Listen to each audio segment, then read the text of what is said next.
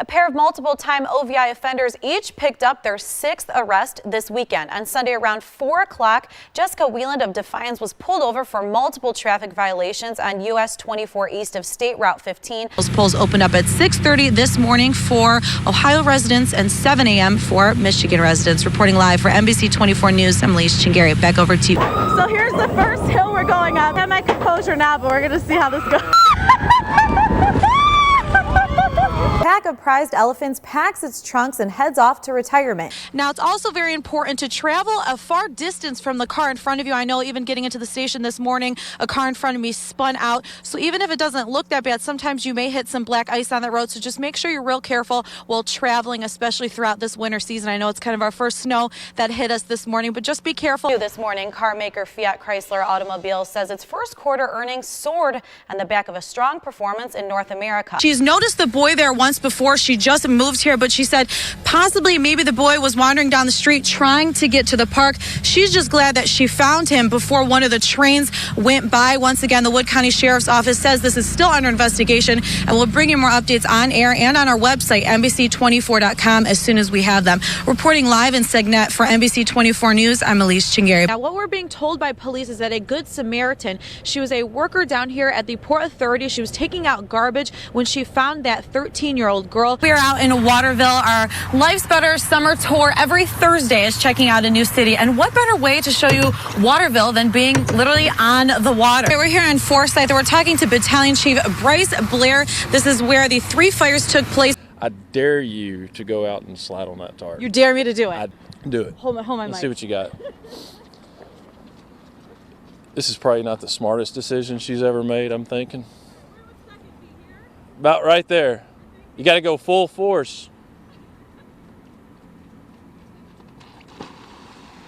Oh, that's got to be warm.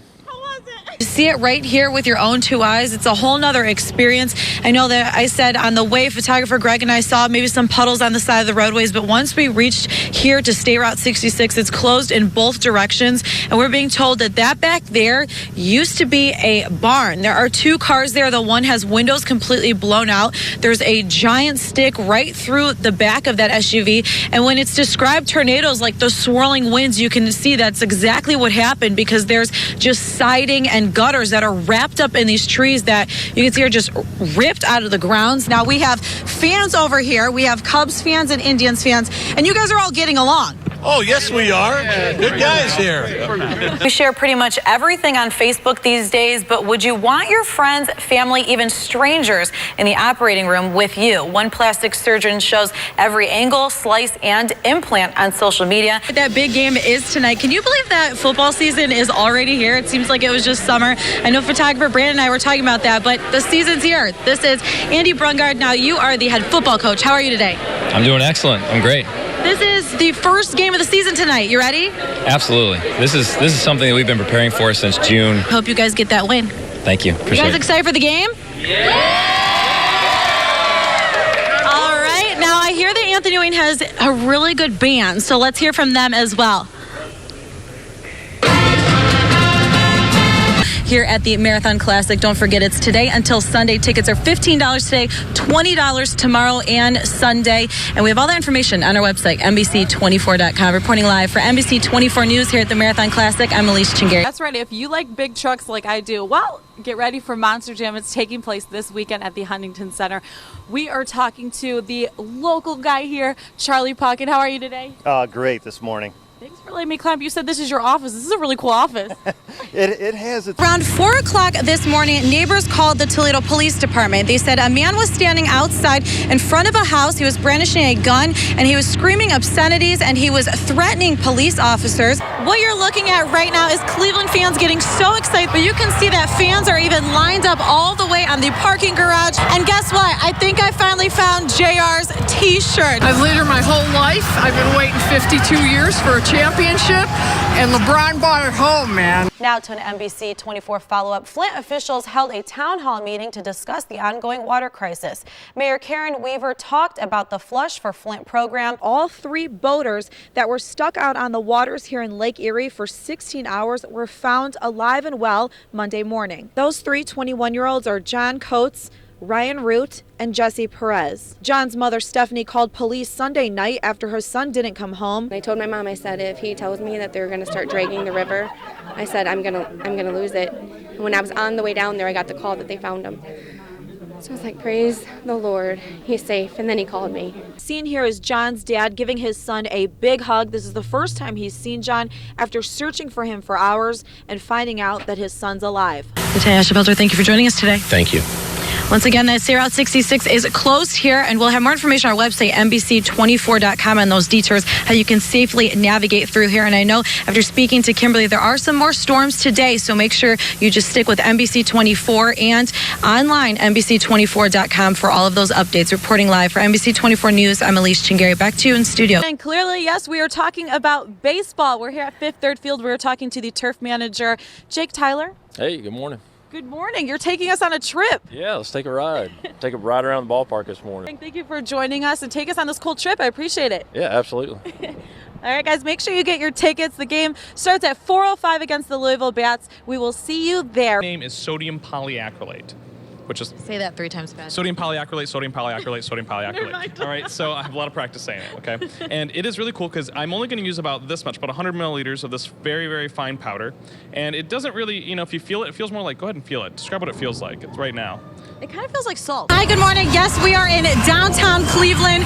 The Cleveland Cavaliers, NBA champions of the world. As you can see, this is the parade lineup. Coach Lou just walked by. It's very exciting. We know that there are hundreds of thousands of people there lined up actually on the top of parking garages. So it's really exciting. And we have something very cool and exciting to show you. So come on over here.